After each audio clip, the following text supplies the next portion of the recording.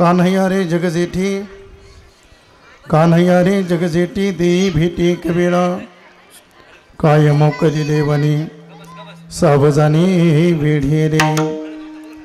एतवरी होता संग, एतवरी होता संग, अंगो अंग लपविले अथवा अंग अंगे लपविले, काय मोकली देवनी सावजानी वेढे रे.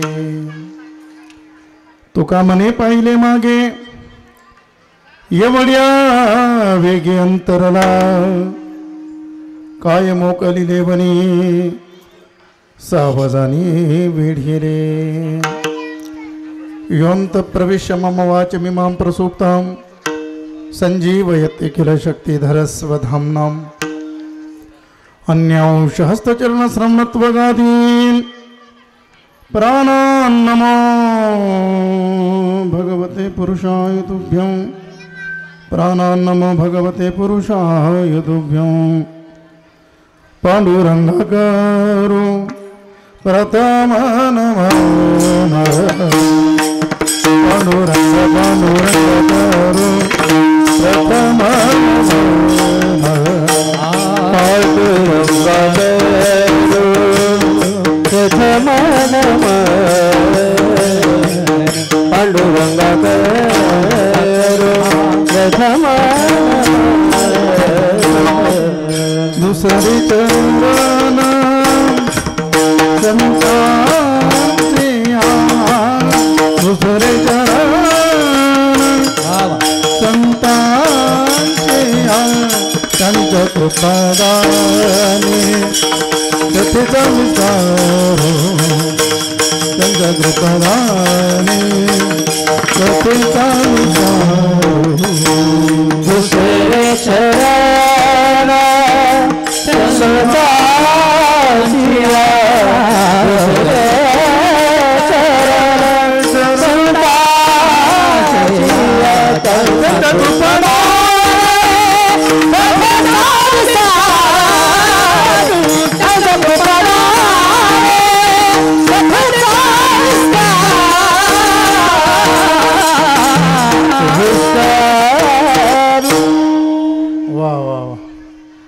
ज्ञानेशो भगवान विष्णु निवृत्तिर्भगवान हरः, सोपानो भगवान ब्रह्मा मुक्ताख्या ब्रह्मचित्कला.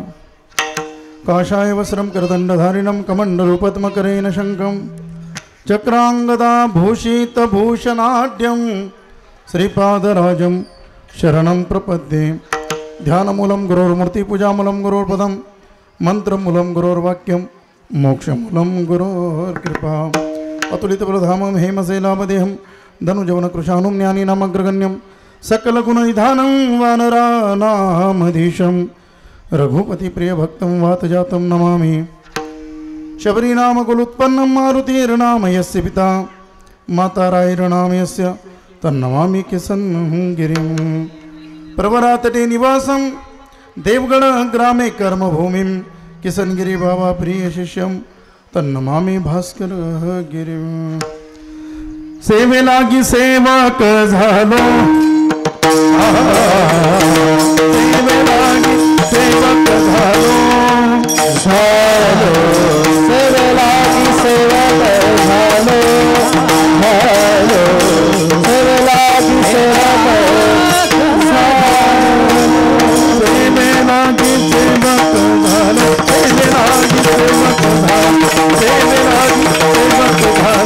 सेवेलागी सेवक झालो, सेवेलागी सेवक झालो, सेवेलागी सेवक झालो. निज चरणा तुमच्या लागलो, निज चरणा अहो स्वामी तुझ्या यावरी न करावा हे तुमच्या लागलो, निज चरणा तुमच्या लागलो, निज अहो स्वामी तुझ्या सेवा सुखया देवा. सेवेला सेवा झालो तुमच्या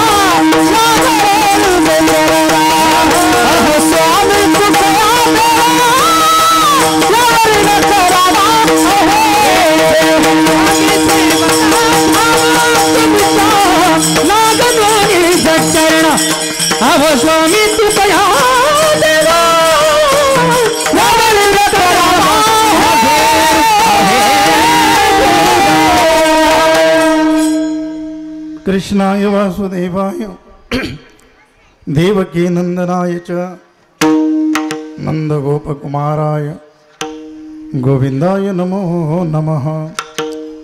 जयंती किन्या स्मरण होय सकळ विद्यांचे अधिकरण तेच वंदो श्रीचरण श्री गुरूंचे ते नमस्कारून आता कानया रे जग जेठी दे बेटी एक वेळा काय मुकरिले वने सावजाने वेडियेले। श्री परमकृपालू परमात्मा नंदनंदन यशोदानंदन देवकी नंदन भक्त गुरुचंदन गोपती गोलोकपती गोपीपती जगतपती मुरलीधर श्यामसुंदर एवं त्यांचंच प्रतिरूप कर्तुम अकर्तुम अन्यता कर्तुम समर्थ जगदीश्वर समस्त वारकऱ्यांचं कुळदैवत आराध्य दैवत महायोग पीठस्थ पंढरीशी पांडुरंग परमात्मा प्रभूच्या पावन चरण कमलांना वंदन। यांच्या भक्तीवर सेवेवर प्रसन्न होऊन जगाच्या मालकानं ज्यांना प्रत्यक्ष दर्शन दिलं आणि ज्यांच्या रक्षणार्थ सुदर्शन चक्र बहाल केलं सवय मनः कृष्ण पदार विंदयोर।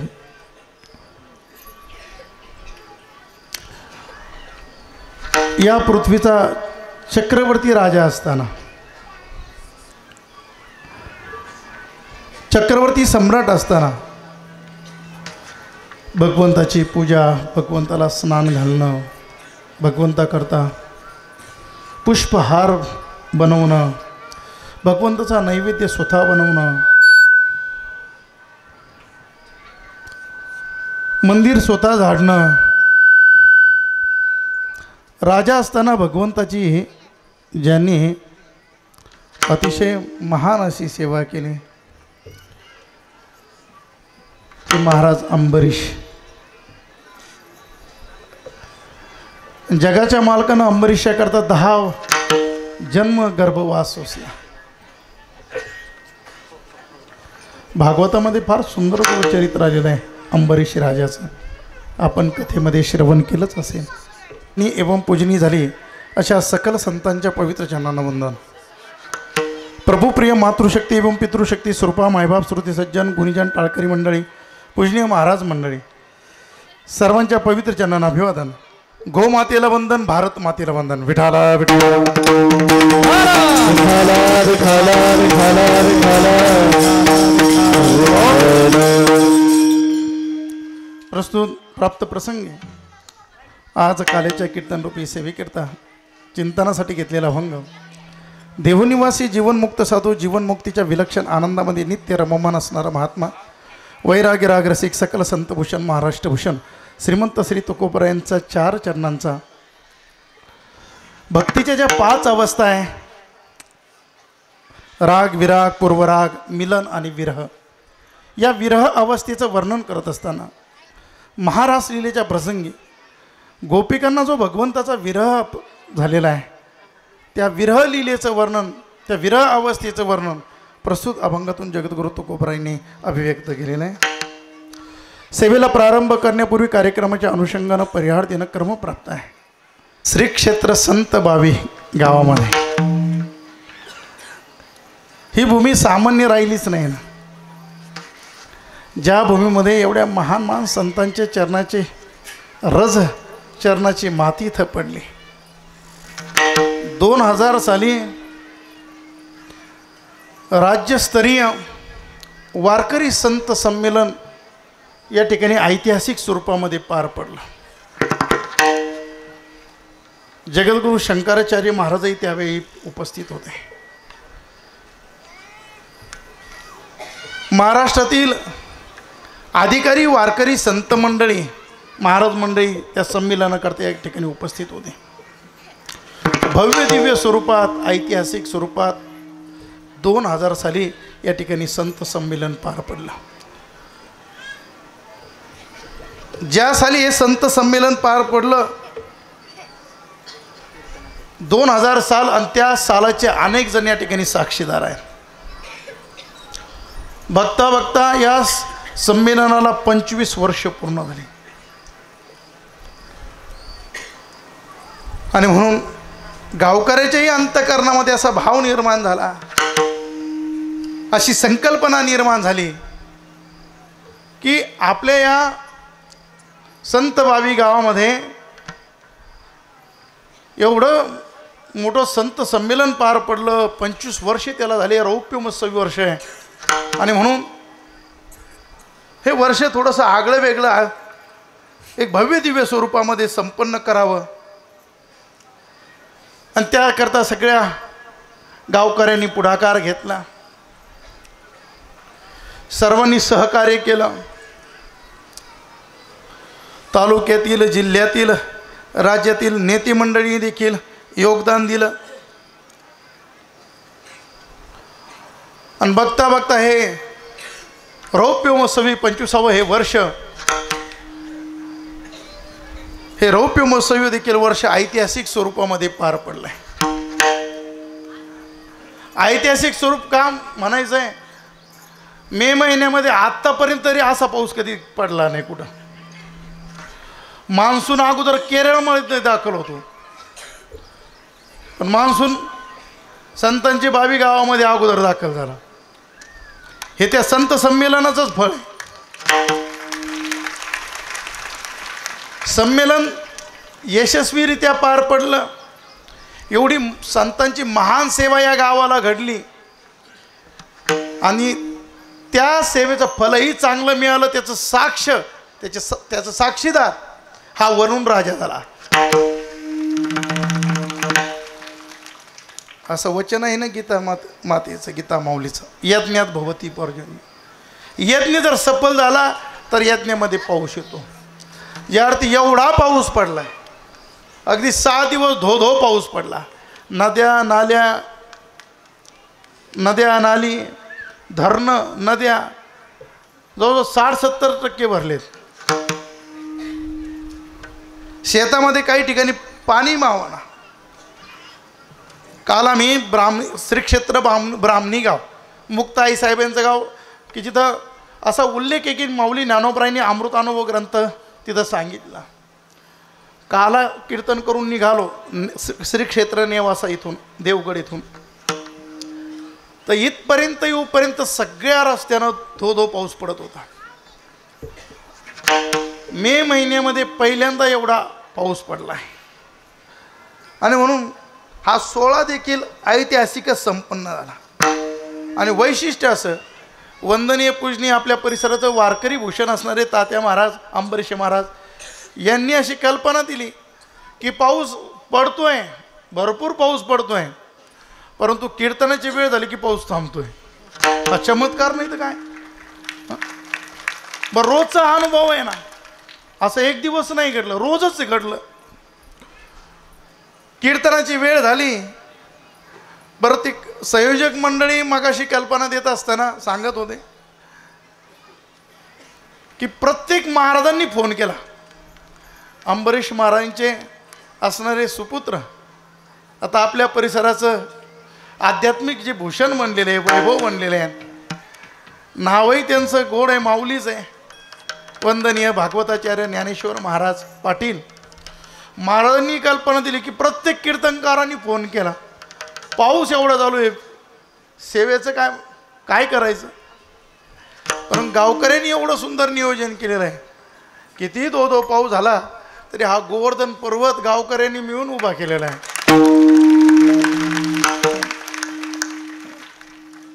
आणि भगवंताचं कार्य आहे, त्यामुळे कुठल्याही कीर्तन सेवेला अडचणही आली नाही. गोड असं आयोजन नियोजन ग्रामस्थांनी केलेलं आहे. संत बावीकर ग्रामस्थांकरता एकदा जोरदार टाळ्या बनवा. खरं म्हणजे संत बावीमध्ये राहणारी मंडळी आपणच आहेत आणि आपणच टाळ्या वाजतो, हे विशेष आहे. पण कधी कधी जीवनामध्ये आपण असं काम करतो की असं वाटतं की आपणच आपली पाठ थोपटून घ्यावं. असंच कार्य संत बावीकरांनी केलेलं आहे, गावातल्या ग्रामस्थांनी केलं. आणि बघता बघता हा ऐतिहासिक सोहळा संपन्न झालेला आहे. महाराष्ट्रातील गुणवान मंडळी आपण या ठिकाणी बोलवली, गंधर्व मंडळी बोलवले. मृदंगामध्ये विशारद अलंकार झालेली मंडळी, मृदंग मार्तंड अशा पदव्या ज्यांना द्याव्यात पखवाताचा आवाजही मार्तंडासारखाच येत होता आणि गायनामधल्या त्या हरकती, त्या आलापी, त्या ताना, त्याही एकमेकामध्ये असं खेळ खेळत होत्या आणि श्रोते मंत्रमुग्ध होत होते. महाराष्ट्रातील हे गंधर्व मंडळी, वारकरी संप्रदायाचे भूषण असणारी ही मंडळी, वंदनीय पूजनीय गायनाचार्य धन्यकुमारजी महाराज, त्यांना ज्यांनी गोड अशी साथ दिली ती वंदनीय श्रीराम महाराज पांचा. सर्वच महाराज मंडळी, सगळ्यांच्या नावाचा काही आम्हाला परिचय नाही. आणि मृदंगावर ज्यांनी तांडव केलं ते वंदनीय आशाराम महाराज. हा हा हा खरं म्हणजे महाराज, कीर्तनापेक्षा तुमचं गायन आणि पखवतच ऐकावं वाटत होतं, परंतु एवढ्या लांबून तुम्ही बोलवलं म्हणून 2 शब्द आम्हाला सांगणं. खरं म्हणजे उभ्या महाराष्ट्राचं जे श्रद्धास्थान बनलेले राष्ट्रसंत साधुवर्य गुरुवर्य परमवंदनीय परमपूजनीय प्रातस्मरणीय ऋषितुल्य जीवन असणारे, मर्यादा पुरुषोत्तम जीवन असणारे शांती ब्रह्म सद्गुरू गुरुवर्य महंत भास्करगिरी बाबा सद्गुरू बाबांची आजची ही कीर्तनाची सेवा होती. आता वयामानानं प्रवास बाबांना तेवढा होत नाही, त्यात बाबांच्या मातोश्री यांची प्रकृती ठीक नाही, वय झालेलं आहे, फारसा प्रवास आता होत नाही, दगदग होते. आणि मातोश्रींची तब्येत कधी चांगली कधी बिघडते, वय 98 आहे. त्यामुळं बाबांनी आज्ञा केली की स्वामी, आपले वंदनीय पूजनीय अंबरीश महाराज अर्थात तात्या यांच्या संत भावी गावामध्ये राष्ट्रीय वारकरी संत संमेलन आणि त्यानिमित्तानं काल्याची सेवा आहे, तुम्हाला जावं लागेल. आमचं कर्तव्य हेच आहे, सेवके करावे सांगितले काम, तेथे उतुपन काम नाही. आज्ञा गुरु महाराजांची आली, सेवकाचं काम आहे सेवा करणं. व्यवहारामध्ये असं कधी कधी घडतं ना, प्रवासी जर गाडी असेल डेपोनी पाठवलेली आणि त्या गाडीमध्ये काही बिघाड झाला, गाडी फेल झाली, तर दुसरी गाडी पाठवण्याची जबाबदारी त्या डेपोवर असते. ते देवगड डेपोचीच गाडी दुसरी आलेली, काम एकच आहे, सेवा करणं. विठाला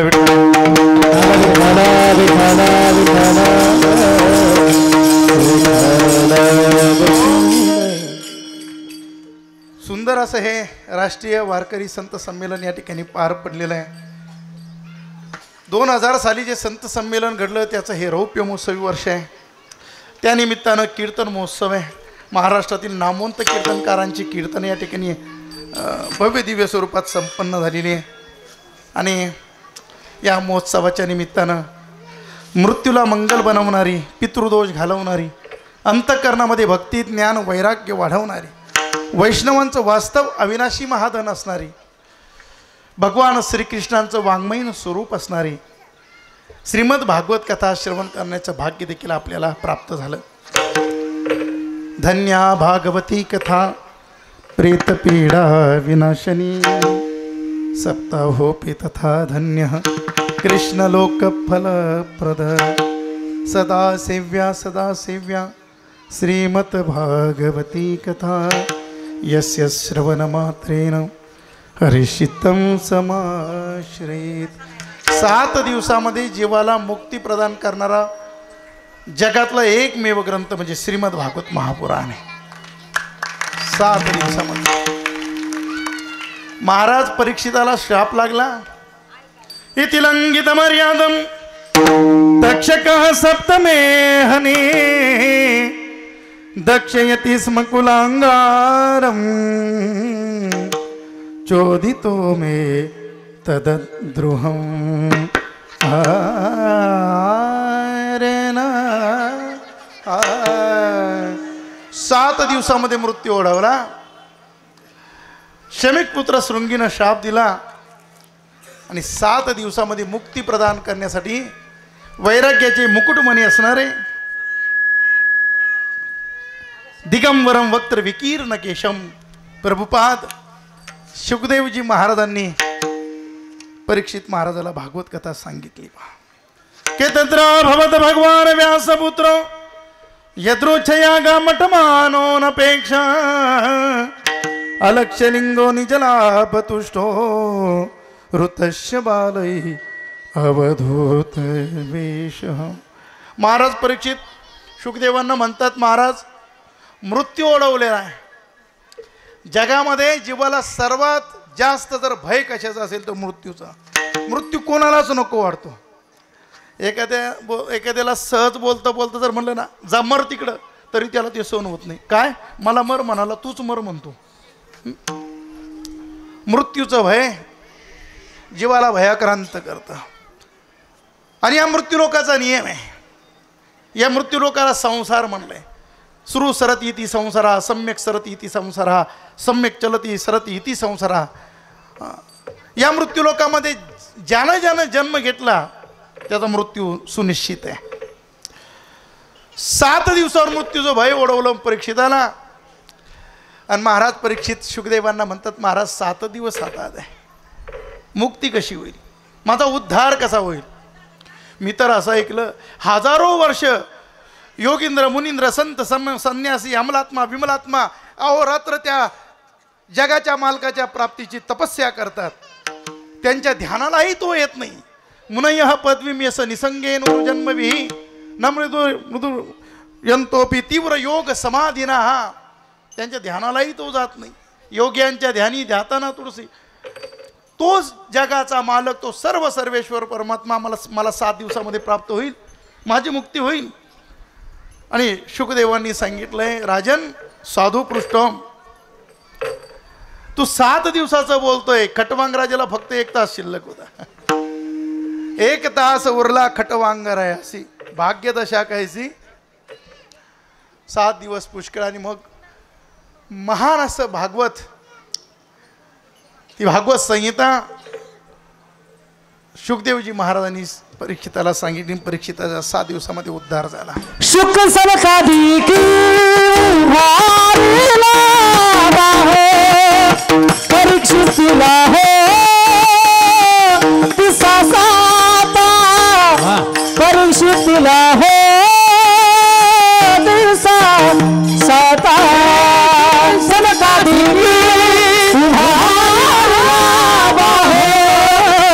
शुक सनकादी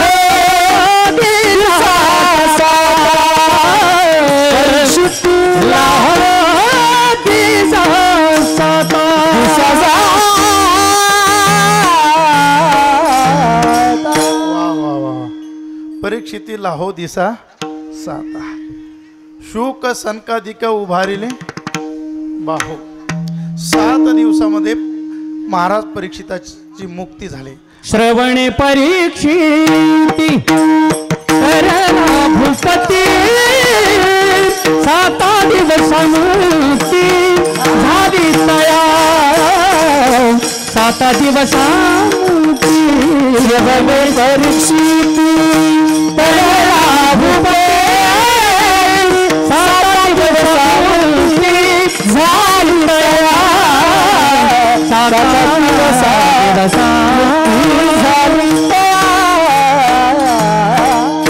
वा वा वा. एकदा जोरदार टाळेवाचा गायक मंडळी. त्यांचं नुसतं गायनच तयार नाही तर कीर्तनामधले प्रमाण सुद्धा त्यांना देता येतात. बऱ्याचदा असं पाहायला भेटत नाही. गायनाची तयारी असते, कारण गायनाचा अभ्यास हा स्वतंत्र आहे. पण गायनाची तयारी असताना विषयाला अनुसरून प्रमाण देणं, त्यासाठी अभ्यास असावा लागतो. आणि म्हणून तर वारकरी संप्रदायाची खऱ्या अर्थानं भूषण असणारी मंडळी आहे. गायनाची ही तयारी आहे आणि विषयानुसार सिद्धांतानुसार प्रमाण देण्याची ही तयारी आहे. हे जे कीर्तनामध्ये जे प्रमाण दिले जातं ना, बऱ्याच मंडळीला अजूनही कल्पना नाही की हे प्रमाण का दिलं जातं मध्येच. कारण आमच्याजवळ काही नाही प्रश्न केलेले आहेत ते की बा महाराज चांगलं कीर्तन सांगत असतात, प्रसंग सांगत असतात, मध्येच टाळकरी अचानक मोठ्याने काहीतरी म्हणायला लागतात. मग ते नेमकं काय प्रकार असतो म्हणे? एवढाच आहेत एवढाच. नाही ते आम्ही नाही म्हणू शकत. जो जे तिचे गौरवणी जे तयाशी ते भेंगळवाने ते त्यांना ते वळणच वाटेल, पण त्याकरता किती घासलेलं आहे ते त्यांनाच माहीत असतं. म्हणजे ते काय प्रकार असतो तर त्यांना समजून सांगावं लागलं. कीर्तनामध्ये महाराज जो विषय प्रतिपादन करत असतात, जो सिद्धांत प्रतिपादन करत असतात, तो सांगितलेला विषय, तो सांगितलेला सिद्धांत, तो सांगितलेला दृष्टांत हा मनाचा नसून त्याला संतांचं प्रमाण आहे, प्रामाण्य आहे. मग कोणतं प्रमाण आहे त्या विषयाला अनुसरून ते प्रमाण दिले जातं. कीर्तनामध्ये प्रमाण देत असताना मोठ्याच्या मुखातून आम्ही श्रवण केलं होतं की दिलेलं प्रमाण एकतर विषयाला धरून असावं अथवा दिलेलं प्रमाण सिद्धांताला धरून असावं. आपण दिलेलं प्रमाण विषयालाही धरून नसेल, आपण दिलेलं प्रमाण सिद्धांतालाही धरून नसेल, तर दिलेलं प्रमाण हे चुकलेलं आहे. आणि चुकलेलं असताना सुद्धा जर 8 तासानं ते दिलं जात असेल तर बाबांनी समजून घ्यायचं, आता उरकून घे बाबा. नाही कळलं? काला झाले प्रसाद आहे 7 दिवसा माझी मुक्ती झाली त्याची. 7 दिवसामध्ये मुक्ती परम भागवत परीक्षिताला प्राप्त झाली आणि ती दिव्य श्रीमद भागवत कथा आपण श्रवण केली, ज्यांच्या सुमधुर वाणीतून श्रवण केली. वंदनीय आमचे तात्या अंबरीश महाराज यांचेच सुपुत्र, कुळी कन्या पुत्र होती जे सात्विक, तयाचा हरिक वाटे देवा. महाराजांचं शिक्षणही चांगलं झालेलं आहे, MA फिलॉसॉफी झाले, गायनावरही प्रभुत्व आहे, अभ्यासही चांगला आहे. आणि आपल्या परिसराचं आता ते भूषण आहेत ते वंदनीय भागवताचार्य ज्ञानेश्वर महाराज पाटील. आज या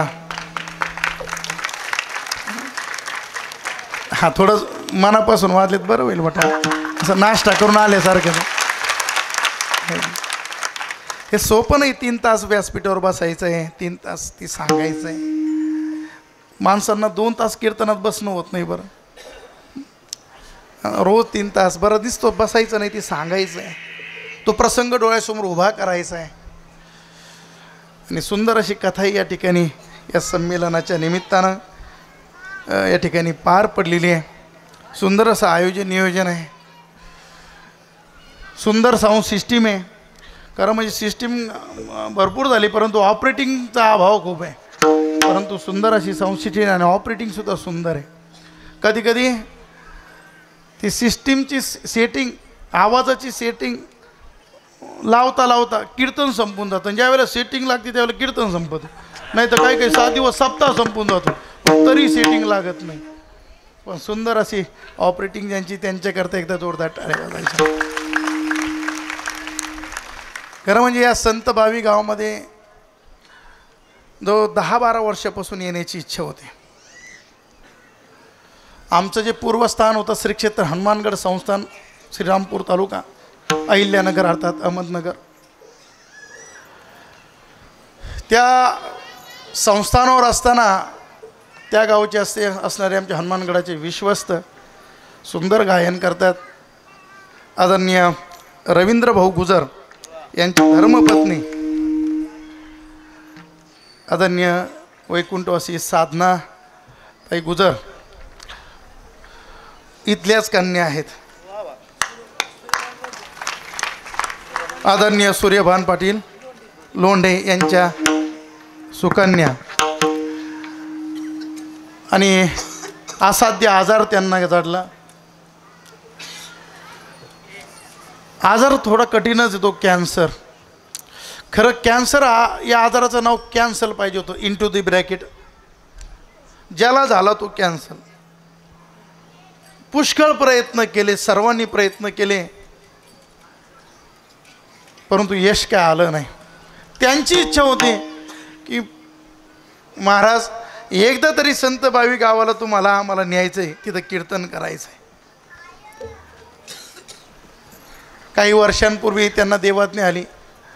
पुढं अचानक योग असा जोडून आला, सद्गुरू बाबांनी कृपा केली आणि देवगडचे उत्तराधिकारी होण्याचं भाग्य आमच्या पदरात पडलं. आणि परवा जेव्हा बाबांनी आज्ञा केली की तुम्हाला संत बावी गावाला जायचं आहे आणि तिथं सेवा करायची, तर पहिलं डोळ्यासमोर त्यांची प्रतिमा आमच्या उभी राहिली. आज ते नाही तिथं, परंतु नक्की त्यांच्या आत्म्याला खऱ्या अर्थानं आज समाधान मिळालं असेल. त्यांची ती इच्छा होती, श्रद्धा होती, साधू संतांवर सेवाभावी जीवन होतं. आणि त्या हनुमानगडाला जोडलेला हा भक्त परिवार होता. आज त्यांचं आवर्जून स्मरणही होत आहे. या भक्ती उत्सवाची आज ही पूर्णाहुती आहे. अर्थात कालेचं कीर्तन आहे. कालेचं कीर्तन म्हटलं की वारकरी संप्रदायानं काही अलिखित नियम, काही दंड घालून दिलेले आहेत. काल्याच्या कीर्तनामध्ये क्षेत्राचा, संतांचा, नामाचा महिमा प्रतिपादन करून चालत नाही. काल्याचं कीर्तन म्हटलं की भगवंताच्या चरित्राचं वर्णन करायचं असतं. संतांनी वर्णन केलं पाहिजे.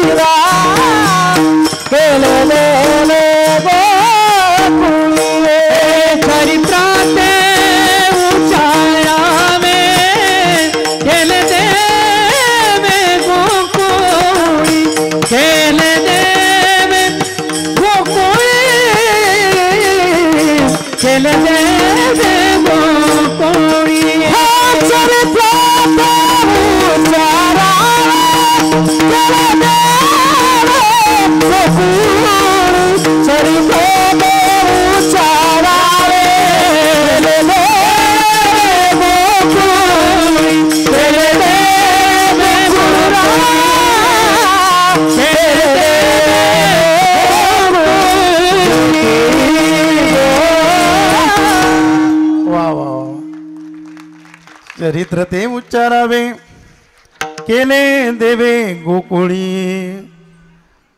ते चरित्र उच्चारावे जे देवे गोकुळी केले.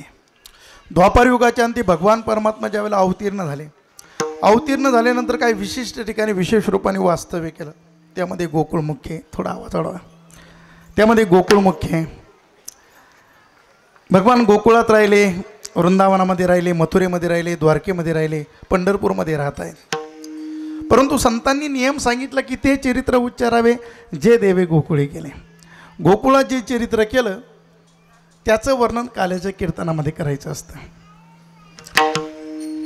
भगवंताने गोकुळामध्ये अवतार घेतल्यानंतर तिथं जे काही लीला केल्या, खोड्या केल्या, चोऱ्या केल्या, जे मधुर चरित्र केलं, तसं पाहिलं तर भगवंताचं संपूर्ण चरित्रच मधुर आहे. मधुराष्टकाचं वर्णन आहे. अधरम मधुरम वदनम मधुरम नयनम मधुरम हसितम मधुरम. त्या मधुर चरित्राचं वर्णन करायचं. भगवंतानी गोकुळामध्ये अवतार घेतल्यानंतर जर पहिली कोणती लीला केली असेल तर ती चित्त चोरण्याची लीला केली. वेदी येल्या बाळा नर नारी सकळा चित्त चोर येणे नंदाच्या नंद तुकावणे येणे गरुड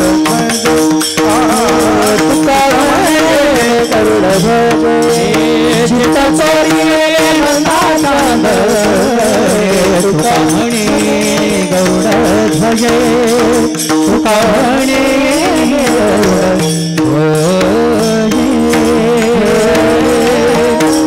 सगळ्या गोकुळवासियांचं चित्त चोरलं भगवंताने. गोपिका सकाळी सकाळी ब्रह्मांड घाटावर पाणी भरण्याकरता जायच्या. त्या ब्रह्मांड घाटाच्या त्या रस्त्यावरच नंदबाबाचा वाडा होता. यशोदामय्या रोज भगवंताचा सुंदर असा शृंगार करायची. डोळ्यामध्ये काजळ घालायची, गळ्यामध्ये वैजयंतीमाला, कानामध्ये कनेराची फुलं, डोक्यावर मोर मुकुट, एका हातामध्ये बासरी, कमरेला करधनी, पिवळा पितांबर, पायामध्ये घुंगराचे चाळ. भागवतामध्ये गोड वर्णन केलं पा. बरहा पीडम नटवर वपू कर्णयो करनिकारम बिभ्रत्वास कनक कपिशं वैजयंतीं च मालां रंध्रानवेनोरधरसूदया पूरयन् गोपारुन्दये वृन्दारण्यं स्वपदरमणं प्राविशद् गोपकीर्ति. सुंदर असं भगवंताचा शृंगार करायची. आणि गवळणी कन्हैयाला पाहण्याकरता त्या नंदबाबाच्या वाड्यावर जमा व्हायच्या. आज यशोदा मैया भगवंताला चालवायचं शिकू लागली. मैयानं कन्हैयाचे लालाचे हात धरलेले, बोटं धरलेले आणि भगवान एक एक पाऊल टाकतायत. सुंदरशी लीला त्या ठिकाणी चालू आहे. भगवंतांनी पाय टाकलं की त्या पायातल्या घुंगराच्या त्या चाळाचा आवाज छुमछुम आवाज यायचा. छुम छनन बाजे पायी पैंजन. पायातल्या घुंगराचा आवाज आला की कन्हैया कावरं बावरं व्हायचे. इकडं तिकडं पाहिजे आवाज येतो कुठून. आता तुमच्याकडं आहे की नाही माहीत नाही, पण आमच्याकडं जर जत्रा असली त्या जत्रेमध्ये लहान लेकरं करता असे शिट्टीचे बुटं येतात, ते पोपटी रंगाचे, गुलाबी रंगाचे. मग त्या आजोबाला हौस असते, त्या आजीला हौस असते नातवाला घेऊन जायचं. मग त्यांनी ते जत्रेतून ते बुटं आणले. नातू नुकताच चालायला लागलेला असतो. मग ती आजी त्या आजोबा मोठ्या हौशीने त्या लेकराच्या पायामध्ये ते बुटं घालतात. ते बूट घातलं, त्याने 4-5 पावलं टाकले की त्या शिट्टीचा आवाज येतो खाली. कमीत कमी 8 दिवस लागतात त्या लेकराला तो आवाज कळायला की तो आवाज नेमकं कुठून येतो. मग ती कावरं बावरं होतं. भगवंताचंही तसंच व्हायचं, तो आवाज कुठून येतोय. हा प्रसंग अंतरिक्षामध्ये नारद महर्षी पाहत होते. नारदांनी तो प्रसंग पाहिला. नारदांचे डोळे भरून आले.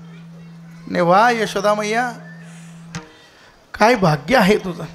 अरे जगाला जो चालवतो त्याला तू चालवायचं शिकवतेस. त्या गवळणी तो प्रसंग पाहायच्या, एकमेकीमध्ये बोलू लागायच्या. सजनी आज देखो नंदजी कोलाल. सगळ्या गोकुळवासियांचं चित्त वेधलं. गोकुळवासियांचं चित्त वेधलं असेल यात नवं नाही, देवादिदेव महादेवाचं चित्त वेधलं. आज कैलास पर्वतावर महादेवाला बातमी कळाली की प्रभूनं अवतार घेतलेला आहे, दर्शनाला गेलं पाहिजे. महादेवाने वेश बदलवलेला आहे, जोग्याचा वेश परिधान केला आहे, अंगाला चिताभस्म लावलेला आहे. चिताभस्म सर्वांगास मस्तकी वाहे, माझ्याकडे देव माझा पाहतो आहे. मागे उभा मंगेश, पुढे उभा. चिताभस्म लावलेला आहे, गळ्यामध्ये रुद्राक्षाच्या माळा आहे, मुंड माळा आहे, जटा मोकळ्या सोडलेल्या आहेत, कानामध्ये विंचवाचे कुंडल आहेत. महादेवाने कितीही वेश बदलू द्या पण गळ्यातलं नाक तसाच आहे. आणि भोलेनाथ आज गोकुळामध्ये आलेले आहेत. गोकुळातले भोळे भळे लोक संत भाविकांसारखे महात्म्याला पाहिलं दंडवत प्रणाम करायला लागले. पाय लागू देवा, पाय लागू देवा. भोलेनाथ आपल्या मस्तीमध्ये आशीर्वाद देत आहेत. जोग्याचा वेश परिधान केलेला आहे. जोगी आया, जोगी आया, जोगी आया. अनहत वाजती पुंगी रे बाबा, जोगी आया बाबा जोगी. अनहत वाजती पुंगी रे बाबा, जोगी आया बाबा जोगी. अनहत वाजती पुंगी रे बाबा, जोगी आया बाबा जोगी. अनहत वाजती पुंगी रे बाबा, जोगी आया बाबा जोगी. अनहत वाजती पुंगी रे बाबा, जोगी आया बाबा जोगी. अनहत वाजती पुंगी रे बाबा, जोगी आया बाबा जोगी. अनहत वाजती पुंगी रे बाबा, जोगी आया बाबा जोगी. अनहत वाजती पुंगी रे बाबा, जोगी आया बाबा जोगी. जोगी दिसतो विचित्र, त्यासी 3 नेत्र. म्हणतो हा कृष्णाचा मित्र. जोगी आया, जोगी आया, जोगी आया, जोगी.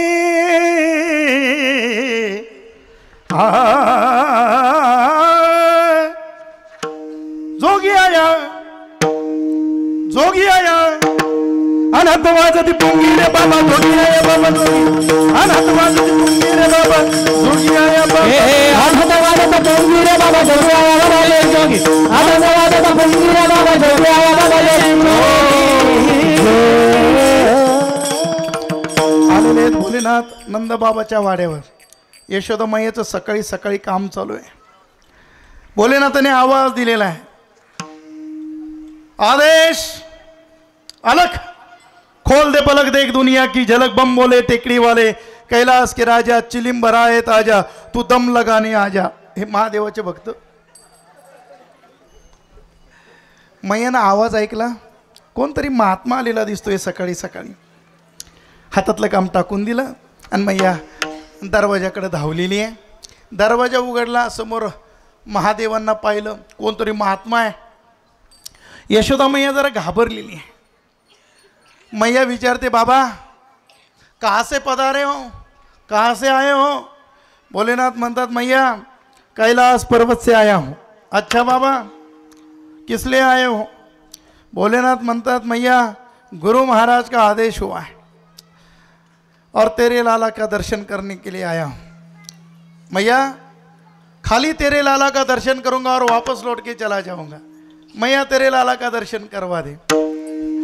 मैया म्हणते बाबा तुला पाहिल्यावर मला भीती वाटते. माझं नवसाचं लेकरू नेक्सो छोटोसो मेरो लाला. ते ब्रज भाषा आहे ती. नवसाचं माझं लेकरू त्याला भीती नाही वाटणार तुला पाहिल्यावर. भोलेनाथ म्हणतात मैया तुला भीती कशाची वाटली. म्हणे ते तुझ्या गळ्यामध्ये ते लटकलेलं आहे ना त्याची. भोलेनाथ हसतात. म्हणे मैया अगं तुझा लाला तर अशा 1000 फणांच्या सापावर झोपतो. माझ्या गळ्यात तर एकच आहे. यशोदा मैया म्हणते बाबा नक्कीच तुझा घराचा पत्ता चुकलेला दिसतो. घराचा नंबर चुकलेला दिसतोय. अरे नेक्स्ट छोटोसं मेराला 5 वर्षाचं माझं बाळ आणि तू म्हणतो 1000 फणांच्या सापावर झोपतो. भोलेनाथ म्हणतात मैया इतने दूर से आया हूँ खाली तेरे लाला का दर्शन करना है. तेरे लाला का दर्शन करूँगा और वापस लौट के चला जाऊँगा. तेरे लाला का दर्शन मुझे करवा दे. मैया म्हणते बाबा तुला भूक लागली असेल तर 5 पक्वानाचा स्वयंपाक मी करते. तुला वस्त्र पाहिजे असले तर वस्त्र देते. धान्य पाहिजे असले तर धान्य देते. पण लालाचं दर्शन नाही करवणार. भोलेनाथ म्हणतात मैया अरे इतने दूर से आया हूँ तेरे लाला का दर्शन करूँगा और वापस लौट के चला जाऊँगा. बस तेरे लाला का दर्शन करवा दे. मैया म्हणते बाबा हवं तर माझा प्राण घे पण मी लालाचं दर्शन काय करवणार नाही. भोलेनाथ म्हणतात मैया तू बड़ी हटीली है. यदि तू हटीली है तो हम भी हटियोगी हैं. तुम्हें पता नहीं हटियोगी कैसे होते हैं. एक बार यहाँ धुनी लगा के जम जाएंगे तो 12 साल नहीं उठेंगे यहाँ से. एक ना एक दिन लाला को लेकर तू इस दरवाजे से बाहर निकलेगी. मैया म्हणते बाबा माझ्या वाड्याला 8 दरवाजे म्हणे. मी एकदा सुद्धा या दरवाजेतून बाहेर आणणार नाही. आणि बाबा तू हटियोगी असशील पण तू अजून श्री हट्ट पाहिलाच नाही. आम्ही जर ठरवलं ना येत्या दिवाळीला गळ्यातलं करायचं तुमच्या ऊसाला कापसाला मक्याला भाव असो नाही तर नसो.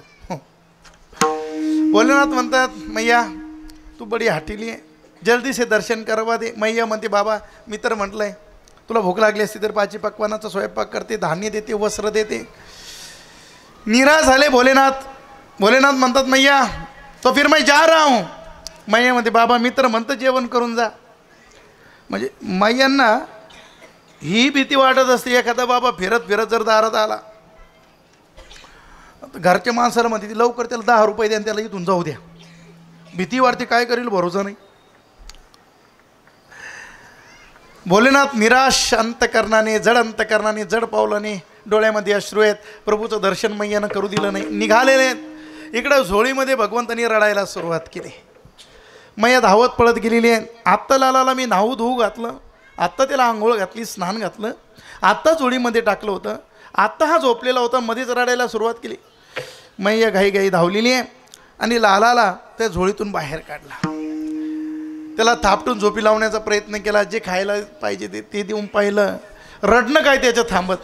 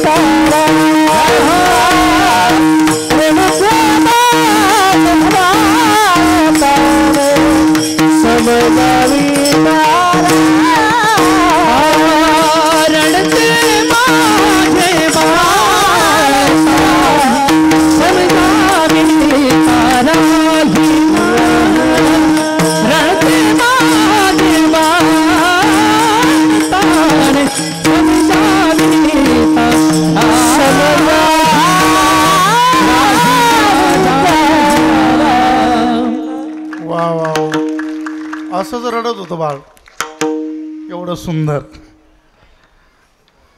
बाळाचं रडणं कधी कधी ऐकावं वाटतं ना. घरामध्ये बाळाचा आवाज रडण्याचा आला तर गोड वाटतंय, बाळ रडतंय. तेवढंच गोड गायन तुम्ही केलं. आजूबाजूच्या गवळणीला तो आवाज ऐकू गेला. त्या गवळणी सगळ्यांना मैयाकडे आलेल्या आहेत वाड्या. मैयाला विचारत, मैया अगं काय झालं, कानाला काय झालं, तुझ्या लालाला सकाळपासून रडतोय. मैयानं सांगितलं, मी पुष्कळ प्रयत्न केला याला झोपी लावण्याचा, थापटून निजवण्याचा प्रयत्न केला, जे पाहिजे ते खायला देऊन पाहिलं, पण याचं काही रडणं थांबत नाही. त्या गवळणींमध्ये काही जुनी गवळणी होते, काही त्या जुन्या गवळणी असाव्या लागतात बरं. मोठं कपाला कुंकू असलेल्या, लाल लुगडं असलेल्या, ओल्ड इज गोल्ड, जुनं ते सोनं. त्यातली एकीने विचारलं, मैया मला सांग, काना सकाळपासून रडतोय. हो, आंघोळ घातली, झोपी लावलं, अचानक रडायला सुरुवात केली. मी नक्की त्याला दृष्ट झालेली दिसते. यशोदा मैया म्हणते की दृष्ट कोणाची होणार, माझीच तर होणार, सकाळपासून मीच कौतुक करते त्याचं. ती म्हटली, मैया मला सांग, सकाळपासून घरी कोणी येऊन गेलं का. मैया म्हणे, सकाळपासून कोणीच येऊन गेलं नाही. म्हणे कोणीच येऊन गेलं नाही. मैया म्हणते, सकाळपासून कोणीच येऊन, हां एक बाबा आलता म्हणे, विचित्रच होता म्हणे, गळ्यात साप होता, नाग होता. ती गवळण म्हणणे, मैया नक्कीच त्या बाबानं काहीतरी जादू टोना केलेला दिसतोय. म्हणे मग काय करायचं. म्हणे त्या बाबाला बोलावं लागेल. मैया म्हणते, आता तो कुठे गेला असेल ते कसं कळणार. मैया म्हणे, या गवळणींना पाठव शोध घ्यायला. सगळ्या गवळणींना पाठवलं, बाबाचा कुठं तपास नाही. काही गवळणी यमुनेच्या तीरावर गेल्या. कदंबाच्या झाडाखाली महादेवाला भोलेनाथाला बसलेलं पाहिलं. गवळणीने पाहिलं, म्हणे बाबा सापडला. धावत पळत आलेला आहे. ओ बाबा, ओ महाराज जी, आप यहाँ के बैठे हो. भोलेनाथ म्हणता, क्या हुआ, आपको हम सुबह से कहाँ फिरती ढूंढ रही है और आप यहाँ के बैठे हो. भोलेनाथ म्हणतात, क्या हुआ. म्हणजे यशोदा मैया आपको याद कर रही है. बोलवलं यशोदा मैया ना तुम्हाला. भोलेनाथ म्हणतात, जमणार नाही यायला. म्हणे का. मला पाहिल्यावर तिचा लाला घाबरतो ना म्हणे. एकतर तिला विचारून या, ती जर म्हणत असेल लालाचं दर्शन करून देईल तरच यायला तयार. गवळींना जाऊन मैयाला सांगितलं. मैयानं सांगितलं, त्या बाबाला म्हणा खूप दर्शन करून देईल, पण तू एकदाच इथंही. भोलेनाथांना निरोप कळाला आणि मोठ्या आनंदामध्ये भोलेनाथ आलेले आहेत. भोलेनाथ समोर आहेत. यशोदा मैयाच्या हातामध्ये लाला आहे. भोलेनाथ म्हणतात, मैया दे माझ्याकडे तुझ्या लालाला. मैया म्हणते, बाबा असं नाही करता येणार का, तू तिथूनच बघ, म्हणजे माझा लाला इथं हसला पाहिजे बा. भोलेनाथ म्हणतात, मी म्हणत होतो ही मैया मला दर्शन करू देणार नाही, जा रहे हम वापस लौट के. मैया म्हणते, बरं बाबा देते तुझ्याकडं. यशोदा मैयानं हळूच लालाला भोलेनाथांच्या हातात दिलं आणि देत असताना मैया हळूच म्हणते, बाबा नवसनं झालेलं आहे बरं, ते तुझ्या गळ्यातलं जरा आवर, त्याला इकडं तिकडं तोंड फिरवतं ते. भोलेनाथ हसतायत. भोलेनाथांच्या हातामध्ये लालाला दिलं. भोलेनाथांनी प्रभूकडं पाहिलं, भगवंताकडं पाहिलं. आंखों का इशारा समज गे. भगवान हसायला लागलेले आहेत. मैया म्हणते, झाला आता बाबा, हसायला लागला माझा लाला, दे माझ्याकडं. भोलेनाथांनी पुन्हा यशोदा मैयाकडे दिला. यशोदा मैयाच्या हातात दिलं की भगवान रडायला लागायचे आणि भोलेनाथांच्या हातात दिलं की हसायला लागायचे. मैया म्हणते, बाबा असं नाही करता येणार की लाला माझ्या हातात राहील आणि कायम हसत राहील. भोलेनाथ म्हणतात, मैया त्याकरता तुला एक काम करावं लागेल. काय काम करावं लागेल. म्हणजे माझं मंदिर तुला बांधावं लागणार आहे. पण मैया मंदिर अशा ठिकाणी बांधायचं जिथं तू तुझ्या लालाला आंघोळ घालतेस ना, स्नान घालतेस ना, त्या आंघोळीचं पाणी ते तीर्थ माझ्या अंगाला लागलं पाहिजे. वा, काय भोलेनाथांचा भाव आहे. आणि यशोदा मैयानं देखील भोलेनाथांचं सुंदर असं मंदिर नंदबाबाच्या वाड्यात बांधलं. त्या भोलेनाथांचं नाव आहे नंदेश्वर भगवान. आजही जर तुम्ही गोकुळाला गेला, नंदभवन बघायला गेला, 84 खंबा मंदिर, त्या वाड्यामध्ये यशोदा मैयानं जे मंदिर बांधले भोलेनाथांचं, ते मंदिर आजही ती साक्षी देतं. विठ्ठल विठ्ठल विठ्ठल विठ्ठल विठ्ठल विठ्ठल विठ्ठल. आपल्या भक्ती उत्सवामध्ये नुकतं ज्यांचं आगमन झालं ते वंदनीय हरिभक्तीपरायण दत्ता महाराज पिंपळगावकर, त्यांच्याकरता एकदा जोरदार टाळ्या. समस्त गोकुळवासियांचं चित्त वेधलं, देवदेवतांचं चित्त भगवंताने वेधलं. त्या गोपिकांना एवढं वेड लागलं या कन्हैयाचं. नवरात्रामध्ये या गोपिका रोज 9 दिवस कात्यायनी मातेची पूजा करायच्या, व्रत करायच्या, यमुनेमध्ये स्नान करायच्या आणि कात्यायनी मातेला प्रार्थना करायच्या की हे कात्यायनी माता, कात्यायनी महामाये, महायोगिन्यधीश्वरी, नंदगोपसुतम देवी, पतिमे कुरुते हे नमः. हे कात्यायनी, हे आदिशक्ती, हे भगवती परंबा, हे भगवंताची अलानदी शक्ती, आनंद शक्ती, परात्पर शक्ती, आम्ही तुला प्रार्थना करतो. नंदाचा जो सूत आहे, जो नंदनंदन आहे, तो भगवान श्रीकृष्ण आम्हाला जन्मोजन्मी पतिरूपाने प्राप्त व्हावा. परंतु हे व्रत करत असताना गोपिकाकडून एक अपराध घडत होता तीर्थाचा. तीर्थामध्ये विवस्त्र स्नान करणं तीर्थाचा अपमान आहे आणि म्हणून त्याचा दंड त्यांना मिळावा याकरता भगवंताने एक लीला केली, ज्याला चिरहरण लीला म्हणतात. वस्त्र हरण केलं गोपिकांचं. काही प्रश्न करतात का हो, देवानं गोपिकांचे वस्त्र हरण केले की बरोबर आहे का? भगवंताने गोपिकांचं वस्त्र ज्यावेळेला हरण केलं त्यावेळेला भगवंताचं वय अवघं 5 वर्षाचं होतं. 5 वर्षाच्या लेकराच्या अंतकरणामध्ये कुठलाही विकार जागा नसतो. दुसरा अर्थ असा, वस्त्र शब्दाचा अर्थ आवरण आणि आवरणाला आज्ञानही म्हणतात. आज्ञानरूपी आवरण, आज्ञानरूपी वस्त्र त्या गोपिकांचं हरण भगवंताने केला.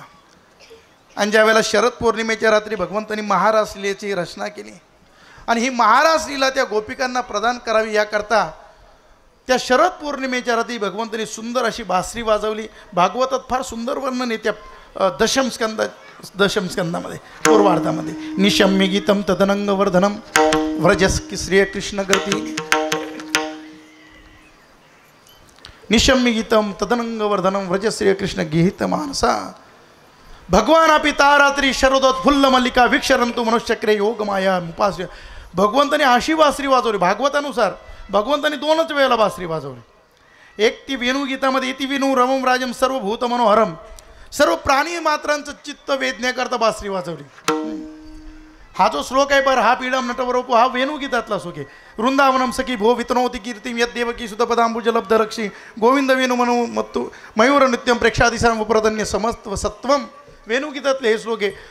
तेव्हा बासरी वाजवली, सगळे प्राणी मात्रांचं चित्त वेधलं. तृणचर्य रूप झाली, त्याचे वर्णने भुलविले वेणुनादे, वेणू वाजवी लागून गोविंदे, ती वेणुगीताचं वर्णन आहे. आणि हे दुसऱ्यांदा जी बासरी वाजवली ती फक्त त्याच गोपिकांना ऐकू गेली की ज्यांचं चित्त वस्त्र हरण केलं होतं भगवंतानी. आणि काय बासरी वाजवली, संतांनी वर्णन केलं बरं. आहा आहा रे सावरिया, आहा रे सावरिया,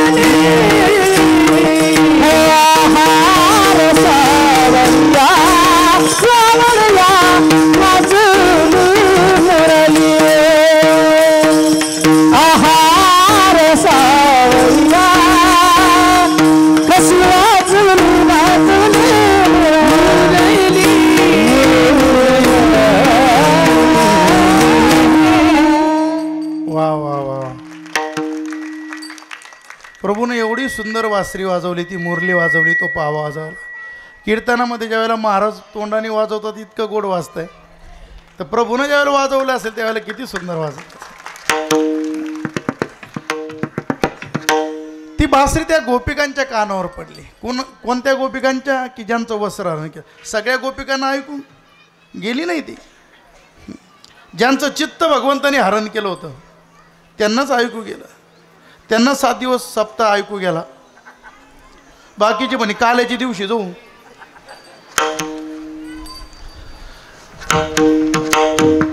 ती बासरी, तो वेणू, तो पावा ज्यावेळेला गोपिकांच्या कानावर पडला, मी घरधंदा विसरले, सगळ्या कामधंदा विसरून गेल्या. विसरले हा कामधंदा, सासू सासऱ्याची नाही मर्यादा. सगळी कामं उलटी व्हायला लागली त्यांची.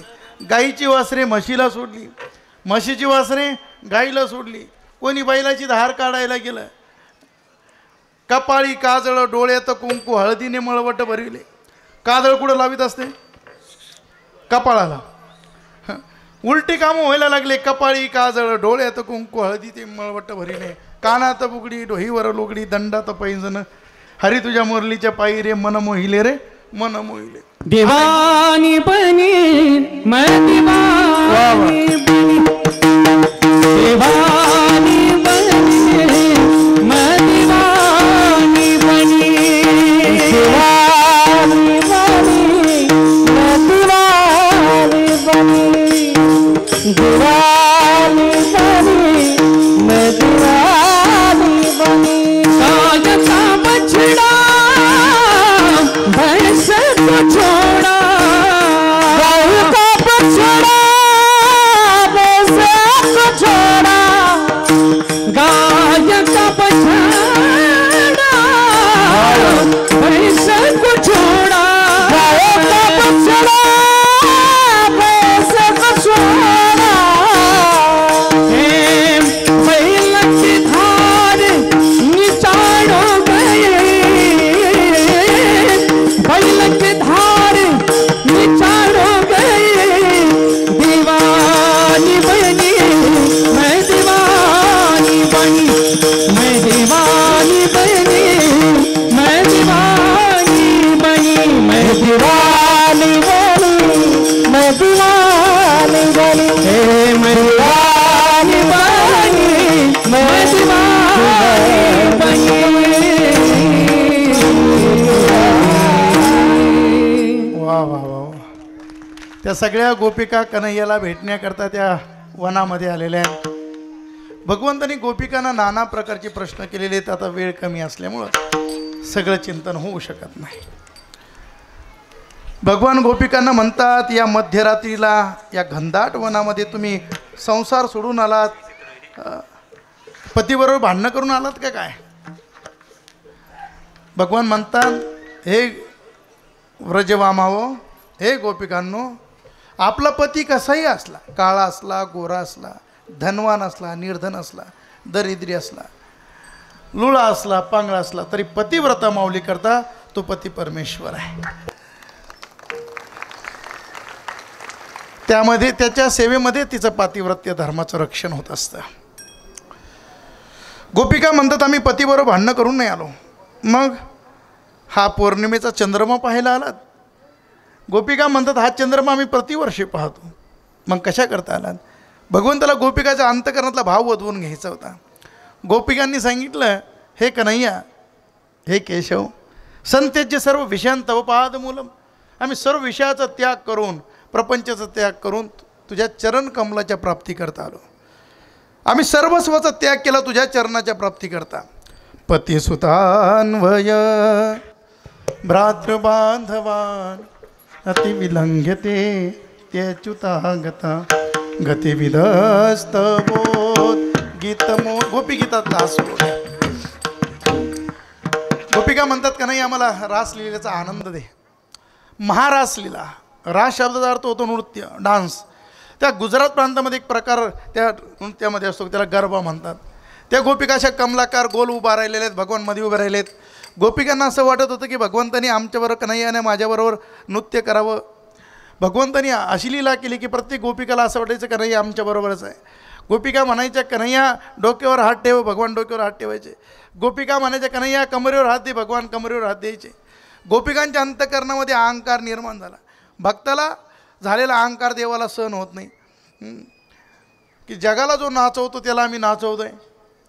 भगवान अचानक अदृश्य आले, अंतर्धान झाले आणि गोपिकांना त्या भगवंताचा विरह झालेला आहे. रडू लागलेले आहेत, विलाप करू लागले गोपिका, कन्हैयाचा शोध घेऊ लागलेले आहेत.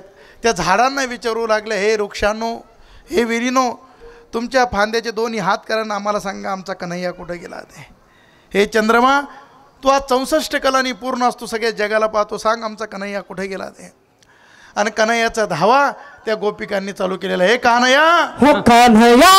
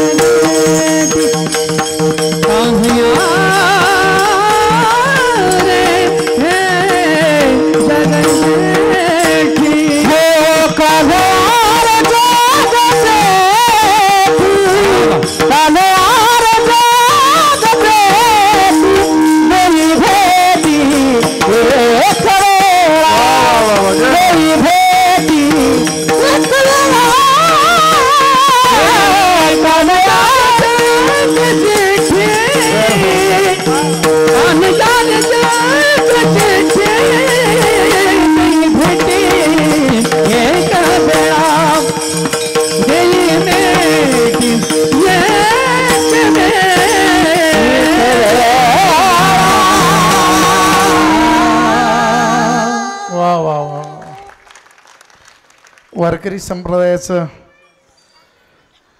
भूषण चाकरवाडीकर माऊली यांचे सुपुत्र वंदनीय पूजनीय सध्या हरिभक्तीपरायण नारायण महाराज बाबा या ठिकाणी उपस्थित झालेले आहेत. त्यांच्याकरता एकदा जोरदार टाळ्या. खरं म्हणजे सर्व महाराज मंडळीचं तात्यांवर असणारं हे प्रेम आहे. तात्यांचा स्वभावही तसा आहे, अत्यंत मृदू स्वभाव आहे, प्रेमळ स्वभाव आहे, सेवाभावी जीवन आहे.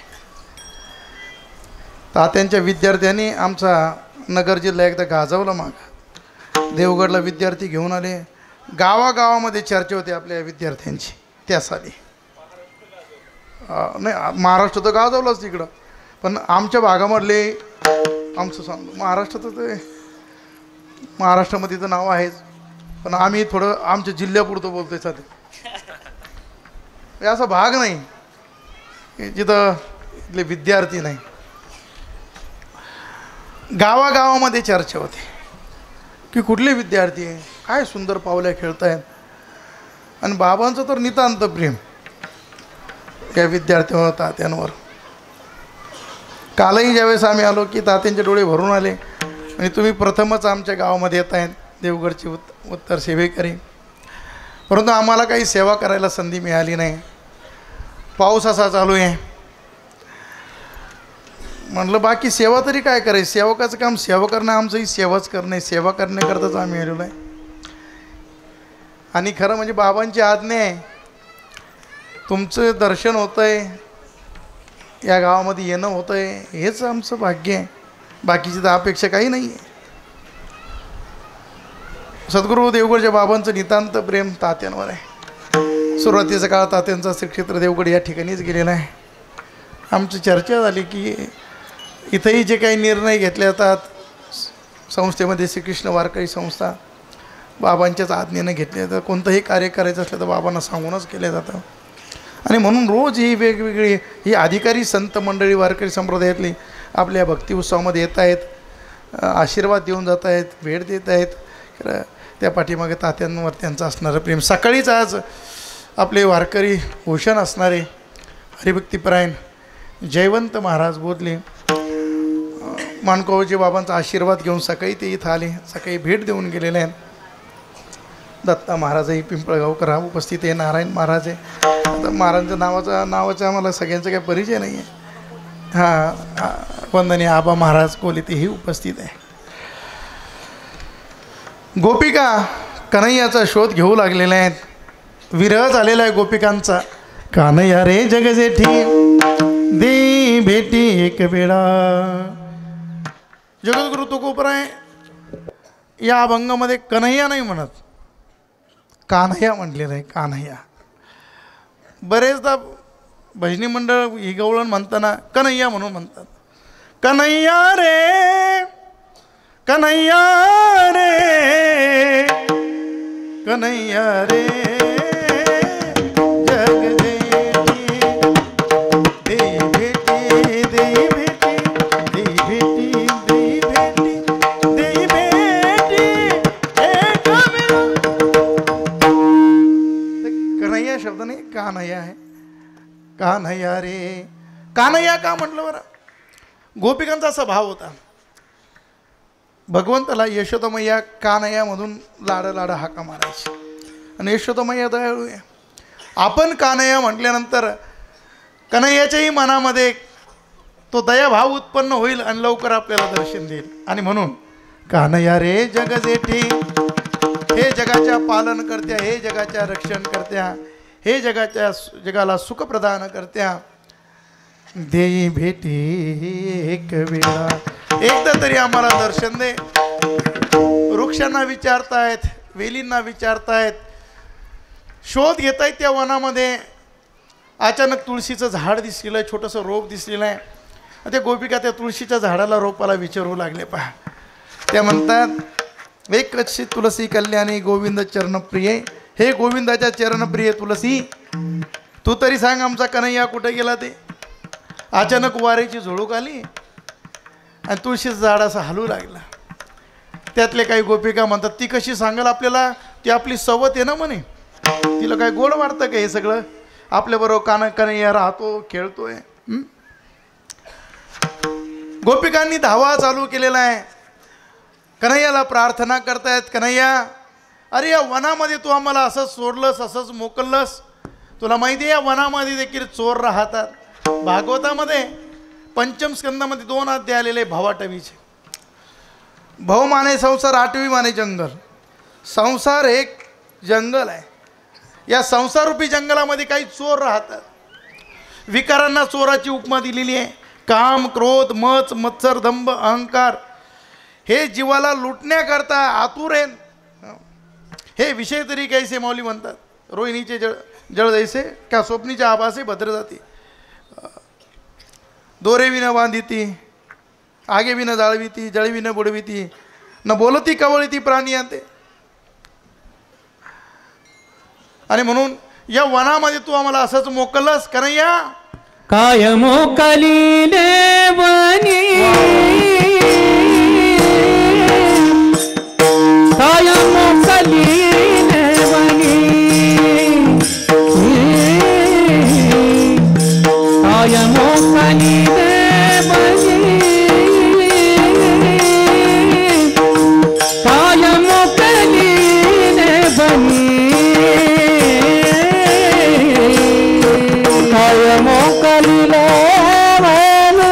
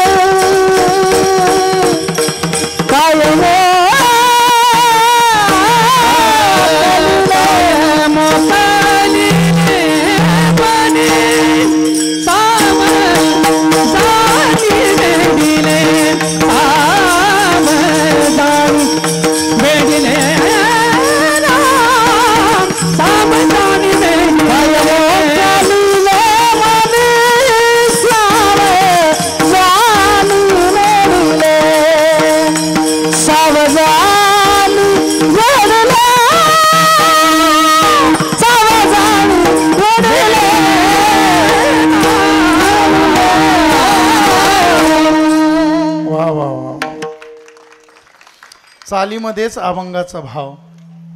काय मोकलिले बनी सावजाने वेढिले. या वनामध्ये आम्हाला तू असंच मोकललास. तुम्हाला मोकलणं माहिती आहे का? इकडे मोकलणं शब्द आहे का? आहे का नाही? आहे का? मोकलणं म्हणजे लोक जनावर चारायला घेऊन जायचे पूर्वी आणि दुसऱ्याच्या शेतात तसे सोडून द्यायचे आणि बसायचे पत्ते खेळ झाडाखाली. मग मालकाने जर पाहिलं की जनावरं शेतात आली नुकसान केलेली आहे, ते शोध घ्यायचे कोणाचे. मग ते झाडाखाली गेले की त्याला बोलायचे, का रे जनावरं तिकडं तसेच मोकलून सोडून दिले आणि इथं बसला पत्ते खेळ तू. इकडं पत्ते माहीत नाही ना? बरं आहे, मग चांगलं आहे. मोकलणं बेजबाबदारपणे सोडून देणं, बेभरोशावर सोडून देणं. काय मोकलिले वनी सावजाने वेढिले. गोपिका शोध घेत आहेत. समोर काही पाऊल खुणा दिसल्या. त्या पाऊल खुणाच्या दिशेनं धावल्या. समोर एक गोपिका बेशुद्ध अवस्थेमध्ये मूर्छित अवस्थेमध्ये पडलेली आहे. गोपिकांनी नीट सावरून पाहिलं, ही तर राधा आहे. राधेची ती अवस्था पाहून गोपिका रडायला लागलेल्या आहे. विचारतायत राधेला, राधा अगं काय झालं नेमकं? कन्हैया कुठं आहे? कान्हैया कुठं आहे? राधा राणीनं सांगितलं, येत बरी होता संग अंगो अंग लपविले. काय मोकलिले वनी सावजाने वेढिले. इथपर्यंत आम्ही बरोबर आलो, पण इथं आल्यानंतर भगवान अचानक अदृश्य झालेले, अंतर्धान झालेले. नेमकं काय प्रकार घडला राधे? तो काय प्रकार घडला? जगद्गुरु तुकोबरांनी अभंगाच्या शेवट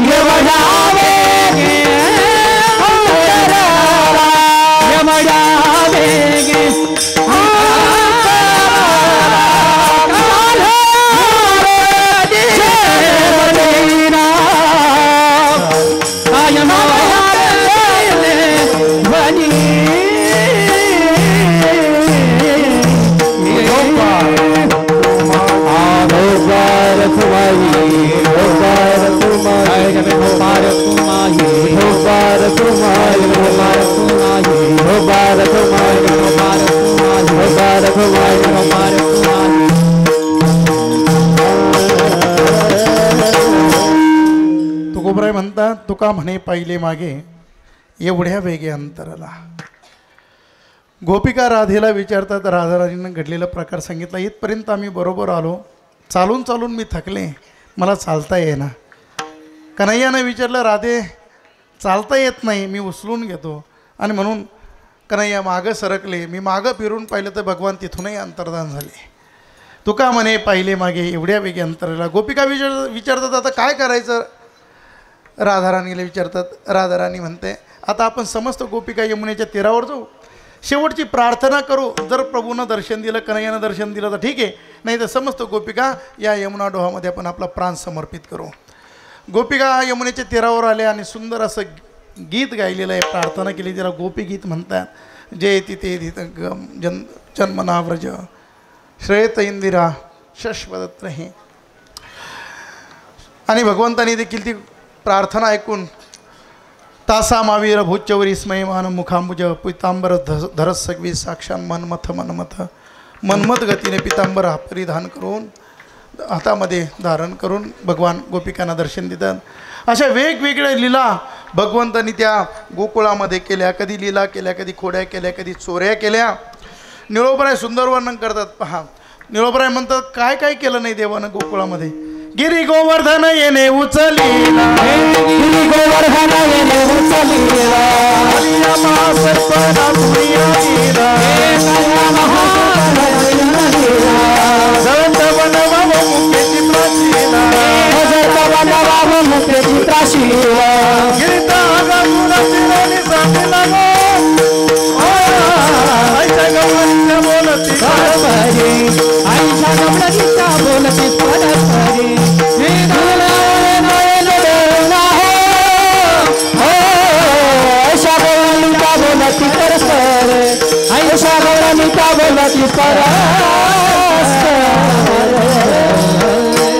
यशोदामय्याकडे गाराणी यायला लागले.